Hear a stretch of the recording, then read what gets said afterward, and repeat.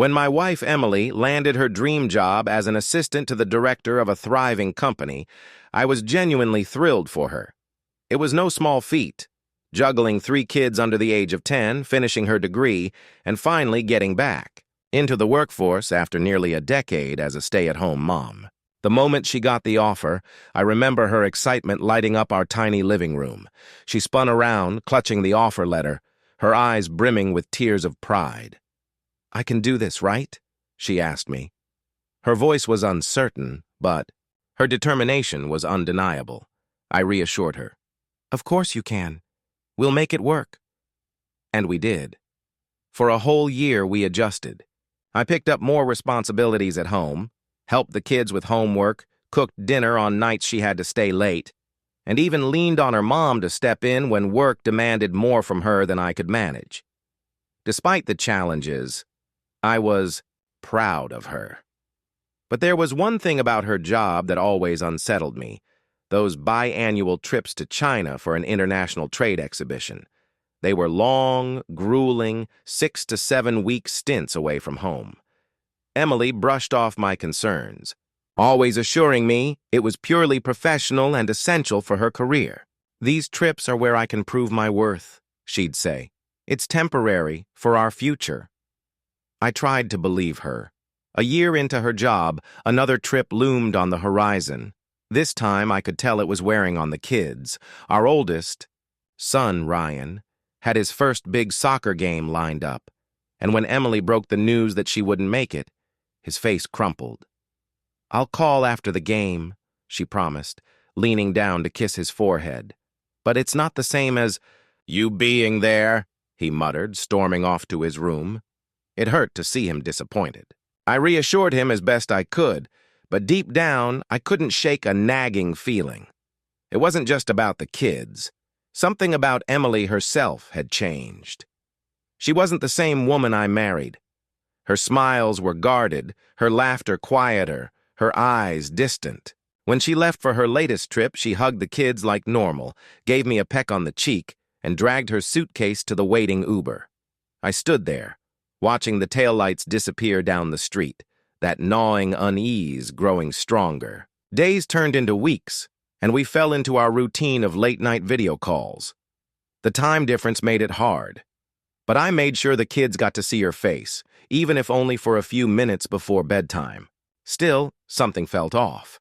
It wasn't just her absence, it was her presence, even through the screen. Her laugh sounded forced, her stories about work rehearsed. And then there was the jewelry. Emily loved her jewelry, always wore her engagement ring and wedding band, along with a delicate gold bracelet I gave her for our anniversary. But in the photos she sent from China, her hands were bare. Not once, but in every picture. At first, I brushed it off. Maybe she forgot to pack them. But then I remembered the night before her trip. While searching for my old watch in our bedroom, I had spotted her jewelry box open on her dresser. Inside were her wedding rings and bracelet, lying on the velvet lining like she'd deliberately taken them off. When I asked her about it during one of our calls, she froze for a split second before smiling. "Oh, I must have forgotten them. I took them off while bathing the kids and completely blanked." Silly me. But it didn't feel silly. It felt calculated. I couldn't let it go. That uneasy feeling dug its claws deeper into me, and no matter how much I tried to rationalize it, I couldn't shake the thought that Emily was hiding something. Every text from her, every photo she sent, felt like a piece of a puzzle I wasn't meant to solve. By the 4th week of her trip, I couldn't stand it anymore. I needed answers. I needed to know if the woman I had built my life with, the mother of my children, was still the person I thought she was, or if I had been living in a lie. So I did something I never thought I'd do. I hired a private investigator. At first, I felt guilty. Was I overreacting? Was this paranoia? But deep down, I knew it wasn't. There was something my wife wasn't telling me, and I was determined to find out what it was, no matter how much it hurt. The investigator assured me he'd get to the bottom of it, and as I waited for answers, my heart raced every time my phone buzzed. What would he find? Or worse, what if there was nothing to find, and I was just destroying my marriage out of misplaced distrust? But a week later, when the investigator finally called, I realized the truth was far worse than I could have imagined. The call from the investigator came late at night. My hands trembled as I answered, stepping quietly into the garage so I wouldn't wake the kids. I could barely get the words out. "Well, what did you find?" There was a pause on the other end of the line, a hesitation that told me everything before he even said a word. "I'm sorry to be the bearer of bad news," he began, his voice measured. "But I have evidence that your wife has been unfaithful." My stomach dropped. The walls of the garage felt like they were closing in, the air thick and suffocating. I gripped the edge of the workbench for support as he continued. "She's involved with her boss," he said plainly. "The affair appears to have been going on for some time. I have photos and documentation to support this." I felt like I'd been punched in the chest. My breath came in shallow gasps as I tried to process what he was telling me. What kind of proof?" I stammered. He didn't sugarcoat it. "I have pictures of them together outside of work, sharing meals, walking hand in hand, and other intimate moments. They're staying in the same hotel room. I've also discovered they've booked a weekend trip to a beach resort. She told you she'd be unreachable because of work commitments, but it's clear that's not the case." Hearing it laid out so plainly made it real in a way my suspicions hadn't. My legs gave out, and I sank onto an old stool, staring at the floor as his words echoed in my head. The images he described burned into my brain, even though I hadn't seen them yet. My wife, the woman I trusted with my whole heart, was betraying me in the most vile way possible. The investigator emailed me the evidence that night. As I opened the file, a cold dread crept over me. There she was, smiling across a candle-lit dinner table, her boss sitting opposite her, holding her hand. Another picture showed them in the lobby of their hotel, her head resting on his shoulder. And then, the most damning of all, a shot of them kissing on a quiet street corner, her arms wrapped around his neck as if they were the only two people in the world. I felt sick, physically, emotionally, mentally.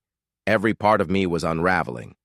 I stared at the screen, willing the images to change, to turn into something else, something innocent. But they didn't. The truth was right there in front of me, and it was uglier than I ever could have imagined. I spent the next few hours in a fog, alternating between rage, heartbreak, and disbelief. How could she do this to me? To us? To our family? I thought about all the sacrifices I'd made to support her career, the nights I stayed up late folding laundry after putting the kids to bed, the times I reassured her when she doubted herself. And this was my reward? This was the thanks I got for standing by her side? By the time the sun rose, I had cycled through every possible emotion and landed on one: determination. I wasn't going to sit idly by and let her lies destroy me. If she wanted to play dirty, so could I. The first thing I did was call her boss's wife. I tracked her down online. Her profile was easy enough to find through social media.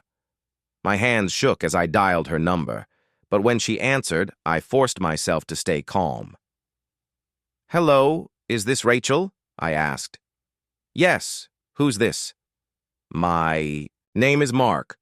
I'm afraid I have some difficult information to share with you. It's about your husband and my wife." There was a long pause on the other end. "I'm listening," she said cautiously. I laid it all out for her. The affair, the photos, the weekend getaway. At first, she was silent, but then she started asking questions, her voice trembling. When I sent her the pictures, I could hear her gasp through the phone. "I had no idea," she whispered. I don't know what to say." "I'm sorry to be the one to tell you," I said, my voice heavy with exhaustion, "but I thought you deserved to know the truth." She thanked me, her tone a mixture of anger and devastation, and promised to handle things on her end. When the call ended, I felt a small, hollow sense of satisfaction. At least now, Emily's perfect little secret wasn't so perfect anymore. But that was just the beginning. I wasn't done. Not by a long shot. The next step was packing up the kids and leaving. I couldn't stand the thought of staying in the same house, surrounded by memories of the life I thought we were building together. I called my parents, explained the situation in as few words as possible, and asked if we could stay with them for a while. They didn't hesitate.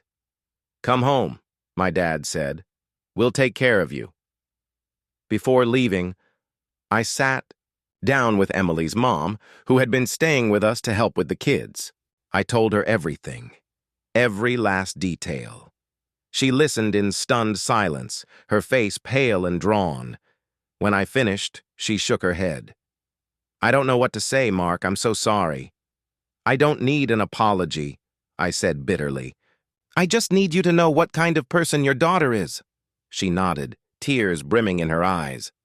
"I understand." That night, as Emily was halfway across the world, enjoying her fantasy life with her boss, I packed up the kids, left her a brief note on the kitchen counter, and walked out the door. The note was simple.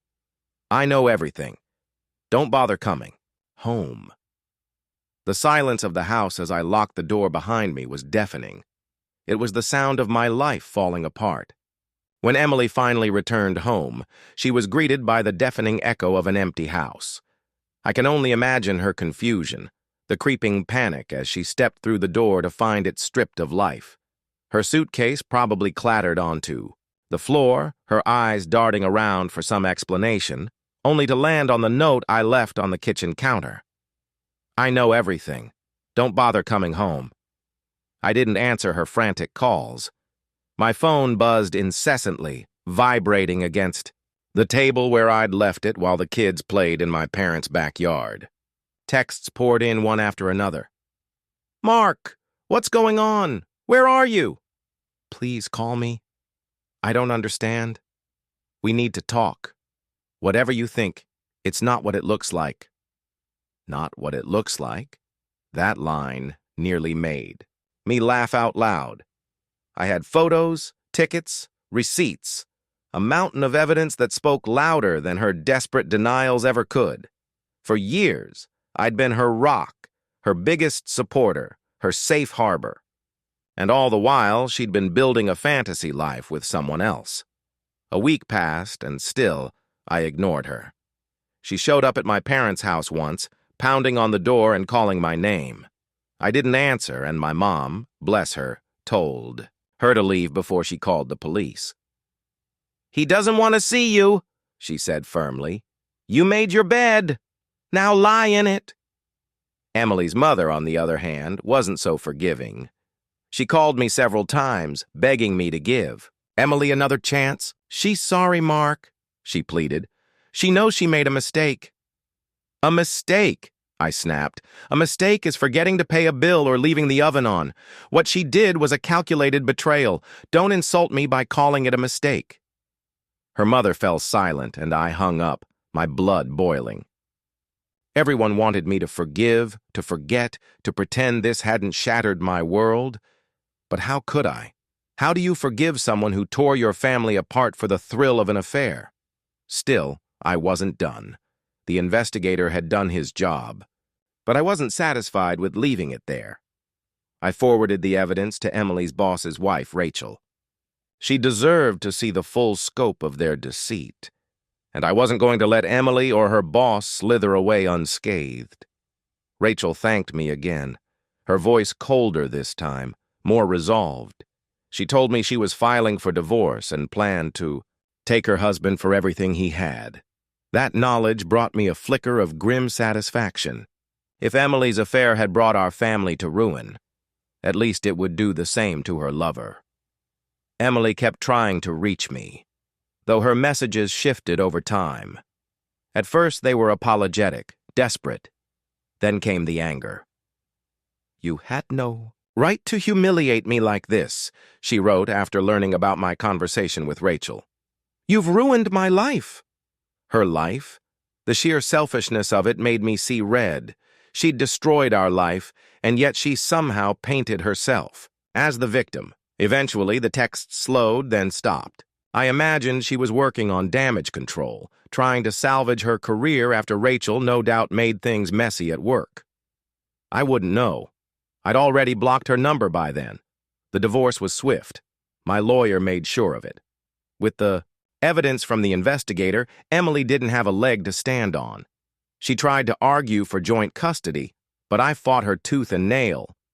I wasn't about to let her flit in and out of our kids' lives whenever it suited her. In the end, she settled for visitation rights, and even that felt like a bitter pill to swallow. I'll never forget the day the divorce papers were finalized. I sat alone in my car afterwards, staring at the signed documents in my hands. I should have felt relief, maybe even triumph. Instead, all I felt was emptiness. I'd won, hadn't I? I'd taken the kids, the house, and a chunk of her savings. I'd exposed her lies, destroyed her reputation, and cut her out of my life. But none of it made me feel whole again. None of it brought back the woman I thought I married, the life I thought we had. The kids adjusted as best they could. They asked about their mom less and less as the months went on, though I could see the hurt lingering behind their smiles. Ryan threw himself into soccer while the younger two clung to me like I was their only anchor. I tried to be everything they needed, but deep down, I knew I couldn't shield them from the scars Emily had left behind. One night, long after the kids had gone to bed, I found myself scrolling through old photos on my phone. Pictures of us at the beach, Emily holding our youngest on her hip while the older two built sandcastles at her feet. Her smile was so radiant, so genuine. I stared at the image until my vision blurred, a lump rising in my throat. Was it all a lie? Every kiss, every laugh, every promise we made? Or was there a time when she truly loved me? Before the job, before the trips, before the affair? I'd never know.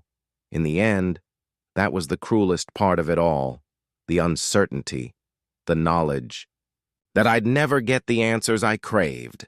That I'd never truly understand why she did what she did. All I had were the shattered pieces of a life I once loved and the daunting task of putting them back together. If there's one thing I've learned, it's that betrayal doesn't just break you, it changes you. It hardens you, makes you question everything and everyone.